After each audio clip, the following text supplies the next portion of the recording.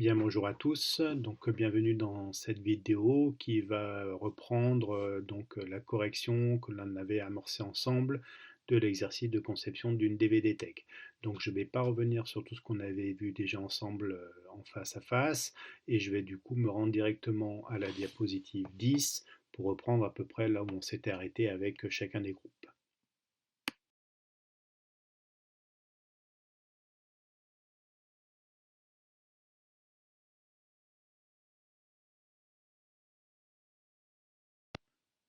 Bien, nous y sommes. On repart sur cette idée de un client veut louer un DVD. Je vais préciser les choses, en fait, votre démarche analytique, hein, puisque l'idée du MCD vient pas comme ça. Donc il faut qu'on arrive à partir de cette expression à trouver des entités, des associations et des attributs, et ne pas confondre attributs et éléments qui pourront être calculés à partir de la valeur des attributs. Alors, si je commence par le client à gauche, comment je modélise un client? En fait, je me projette dans la perspective de quelles données j'ai besoin pour traiter la question du client ou les questions qui vont se poser de la gestion du client. Donc, le nom, prénom, bien sûr, pour le retrouver, l'adresse mail, le téléphone, l'adresse postale, oui, je me dis, je peux avoir à retrouver un DVD. Le genre, le genre masculin, féminin, je ne sais pas si moi j'en ai un intérêt. Donc, a priori, je ne vois pas, donc je laisse tomber. Pareil pour le DVD à droite. Comment modéliser un DVD? Pareil. Alors j'ai un titre, j'ai un genre, j'ai un réalisateur, j'ai une date de sortie, voilà, tout ce qui peut décrire un film. Et ça veut dire aussi que le client qui arrive à la borne pourra chercher un film par genre, par réalisateur, par date de sortie, etc. Et idem pour l'association, puisque en fait, client DVD, on voit que ça peut exister en soi, ça n'a pas besoin, un client peut exister sans qu'un DVD existe, etc. Tandis que l'association, l'idée de louer, ça va se représenter davantage comme une association, puisqu'elle n'existe, cette location, que lorsqu'un client s'engage sur un DVD. Donc c'est vraiment l'interaction qui fait l'existence. Dans ce cas-là, on est bien sur l'idée d'association. Alors ça ne vient pas toujours du premier coup, mais voilà, il faut ne pas hésiter à explorer les voies et partir sur une idée. Après, il y aura toujours le temps de modifier son analyse. Donc ici, j'ai représenté les deux entités film et client et l'association louée pour laquelle il y a deux attributs, date de sortie, date de retour, attributs à partir desquels je pourrais calculer la notion de durée de la location, donc qui sera un calcul pour le coup. Alors, il reste à définir, une fois qu'on a mis une association des entités, les cardinalités de l'association, pour préciser les choses. Donc ici, ça veut dire quoi? Ça veut dire, je dois me poser la question, pour une date donnée, je reprends les attributs de l'association, un film peut être loué par combien de clients minimum et combien de clients maximum. Donc pour une date donnée, on peut dire un film n'est pas loué, c'est-à-dire qu'il est libre à la location. Donc la cardinalité minimum, ce sera 0. Et par combien de clients maximum? Pour une date donnée, j'imagine qu'un film, il est loué que par une personne. Donc 1, cardinalité maximale 1, ce qui fait que l'association sera de type 0, 1. Même question dans l'autre sens, un client, pour une date donnée, combien de films peut-il louer au minimum et au maximum?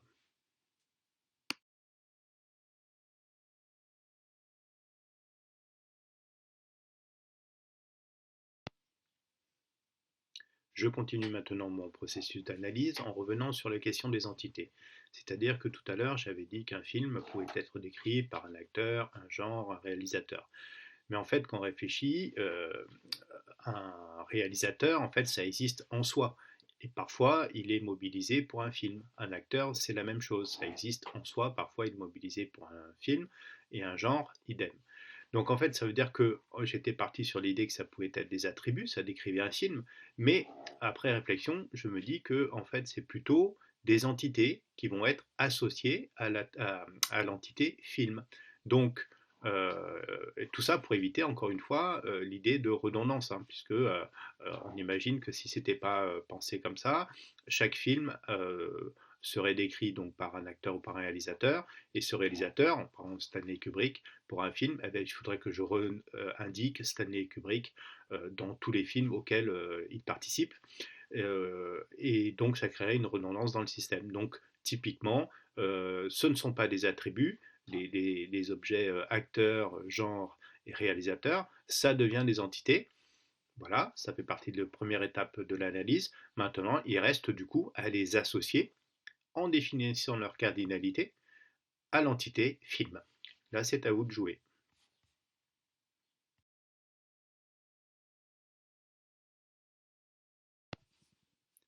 Et donc, on arrive à la situation suivante. Le modèle commence à prendre forme. On a bien un film, la centrale là sur le schéma, auquel sont associés des acteurs, des genres et des réalisateurs. Alors évidemment, maintenant, il faut bien préciser les cardinalités. Il y a toujours des choix, ce n'est pas un résultat acquis. C'est-à-dire que quand vous dites qu'un film est associé à 0 minimum ou plusieurs genres, ça veut dire que vous anticipez le fait que dans votre base de données finale, il est possible qu'un film ou sur un film, on n'indique pas le genre, c'est la correspondance à la cardinalité 0, voire qu'on puisse en indiquer plusieurs, c'est la référence à la cardinalité n. Maintenant, si vous avez plutôt dans l'idée que dans votre base de données, un film doit être enseigné par un et un seul genre, vous mettrez 0, 1. C'est un choix. Encore une fois, je ne définis pas ici de manière ontologique, je ne me pose pas la question philosophique de savoir si un film peut être associé à plusieurs genres. Moi, c'est ma représentation ici, mais rappelez-vous que il y a toujours une finalité derrière qui est celle du fonctionnement de votre système. Et à partir de là, vous imaginez que euh, si je cherche les acteurs associés à un film, eh bien, je parcours le schéma, le petit circuit qui relie le film à l'acteur, dans un sens ou dans l'autre. C'est-à-dire qu'à la borne de recherche d'un DVD, le client pourra taper un acteur et accéder à un film en correspondance. Donc ce sera là encore, dans la projection finale du système, le fonctionnement des requêtes. Bon, on va arriver ici à un élément génial de la modélisation, et en particulier ici donc de la modélisation de base de données, c'est-à-dire que c'est la modélisation qui va nous amener à préciser, à porter un regard plus précis sur la réalité, et pas l'inverse. Alors, je m'explique. Ici, dans ce cas-là, on avait jusqu'ici associé le film au client, en disant que le client louait des films. Mais en fait, il y a une petite coquille dans cette histoire, c'est que du coup, le gestionnaire de DVD Tech, vu les cardinalités associées, il va pouvoir louer effectivement un seul film à un client pour une date donnée. Autrement dit, s'il y a un film qui a beaucoup de succès, il ne pourra pas le louer en même temps à plusieurs clients. Et en fait, à partir de cette petite observation, on va changer notre représentation du problème parce qu'en fait, on va se dire, mais en fait, un client, il loue pas un film, il loue un DVD sur lequel il y a éventuellement un film, peut-être voire plusieurs. Et donc, l'association, il faut la redéconstruire en disant, attention, euh, si on veut que un film, entre guillemets, puisse être loué en même temps par plusieurs clients, il faut changer notre représentation du problème et considérer que le client ne loue pas des films, il loue des DVD. Le film est unique, il y a un film, mais il peut y avoir plusieurs copies de DVD. Et donc, du coup, le client est associé à un DVD. Vous essayez de représenter ça?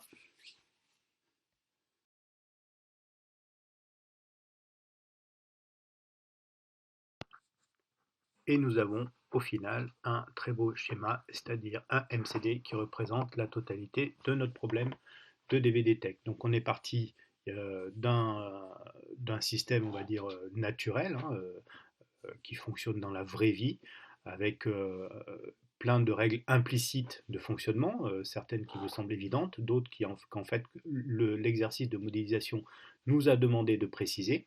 C'est ça tout l'intérêt de la démarche, puisqu'on obtient ici un schéma qui est simple à comprendre avec des ronds et des carrés, mais qui est totalement formel. C'est-à-dire qu'à partir de ça, il y a des règles pour celui qui le lit, et en particulier donc sur les cardinalités que vous avez précisées, et à partir de ça, on a une expression formelle, ça veut dire que derrière, un informaticien peut traduire ça dans un système opérationnel, informatisé.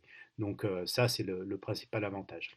Voilà, c'est tout beau, c'est votre premier a priori MCD, en tout cas avec moi. On va maintenant poursuivre la démarche en complétant encore notre travail d'analyse pour arriver jusqu'à justement la mise en place d'un système opérationnel.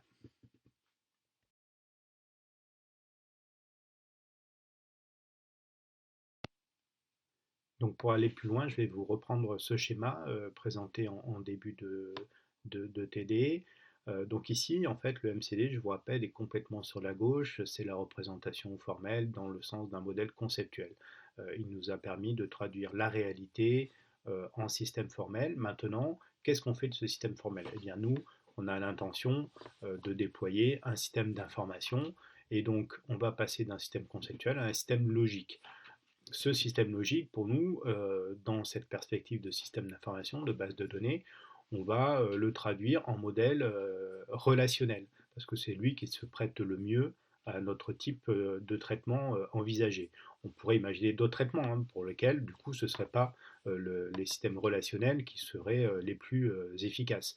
Pour nous, ça reste le système relationnel. Donc la question vient maintenant, comment je passe d'un MCD à un système relationnel? Donc il y a un certain nombre de règles, un processus à mettre en œuvre qui est relativement simple. Et maintenant, on va en prendre connaissance ensemble en passant sur le support de TD que vous trouverez donc sur Selene et que je vais aussi commenter avant de revenir continuer cet exercice ici. Donc on va laisser cet exercice en pause, aller sur le cours et puis on reviendra ici s'amuser avec notre DVD Tech.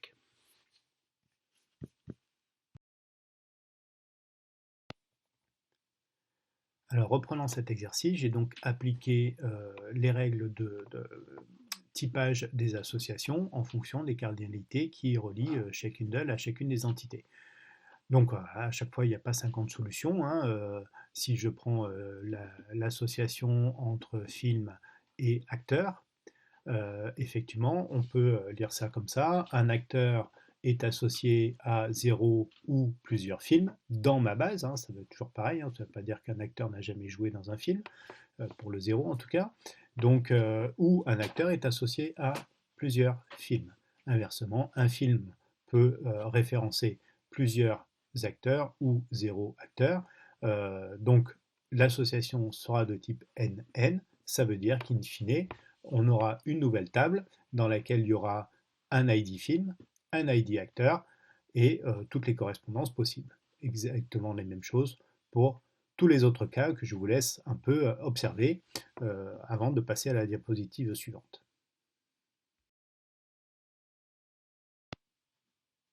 Et voilà le résultat final. Donc ici, nous n'avons plus que des relations, hein. Toutes les associations, toutes les bulles ont disparu. Et effectivement, on remarque donc ici que certaines associations sont devenues des nouvelles tables entre film et acteur, entre film et genre, entre film et réalisateur. Et parfois, hein, simplement, on a créé, on va dire, c'est souligné, une clé étrangère dans une table déjà existante pour compléter, on va dire, la modélisation. Voilà, au final, on a effectivement un schéma qui est ici relationnel dans la mesure où il ne comprend que des relations.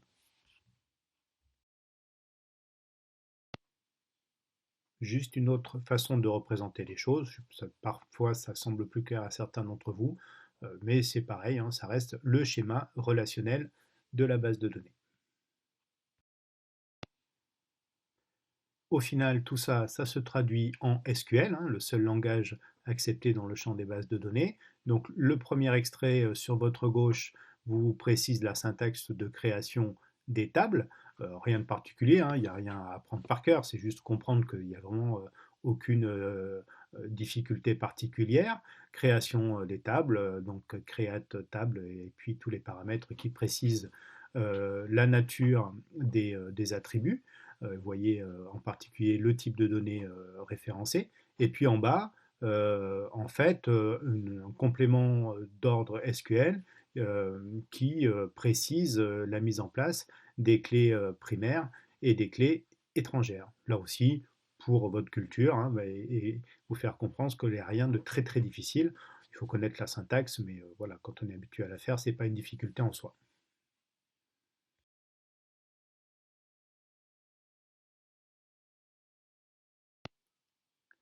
Voilà, on a fini ce TD et je vais conclure en vous présentant ce petit logiciel qui s'appelle Analyse.asi, que vous pouvez trouver sur Internet et mettre sur toutes les plateformes parce que il est écrit en Java. Et puis ça va me permettre de préciser encore une chose. Mais vous voyez, ce petit outil, c'est avec lui que j'ai modélisé votre exercice. Il y a à gauche, vous voyez, trois ou quatre boutons, MCD, MLD et puis SQL. Voilà, que vous pourrez tester. Ça veut dire quoi? Ça veut dire qu'en fait, ça vous explique, ça vous donne une autre représentation de l'aspect formel des choses. C'est-à-dire que là, effectivement, avec les outils qui sont donnés, les petits graphiques que vous avez en haut à gauche, je peux créer des entités, mettre des associations et préciser les cardinalités des associations. Une fois que j'ai fait mon MCD, en fait, l'espèce de bouton cranté à droite va générer automatiquement les autres modèles, à savoir le MLD et puis derrière le SQL pour éventuellement créer concrètement la base. Ça veut dire quoi? Alors d'abord c'est pratique hein, pour voir si en phase opérationnelle si ça fonctionne, mais ça veut surtout dire qu'une fois que vous avez fait le MCD, le reste c'est un programme qui peut le faire. En l'occurrence, c'est la conséquence du fait que tout ça, à un moment donné, s'est passé dans le registre formel. Donc formel veut dire possibilité d'un programme informatique qui gère tous les cas. Donc in fine, vous voyez le dernier bouton dont j'ai extrait le code SQL sur les diapos précédentes m'a servi à ça. Je génère à partir du MCD une base de données que je peux ensuite déployer sur n'importe quelle plateforme, hein, que ce soit Access ou MySQL ou Oracle, peu importe, puisque le langage SQL est lui universel. Voilà, vous avez fini le premier TD de conception de base de données. Évidemment, maintenant, il ne reste plus qu'à s'entraîner sur quelques autres exemples et vous serez opérationnel sur le sujet.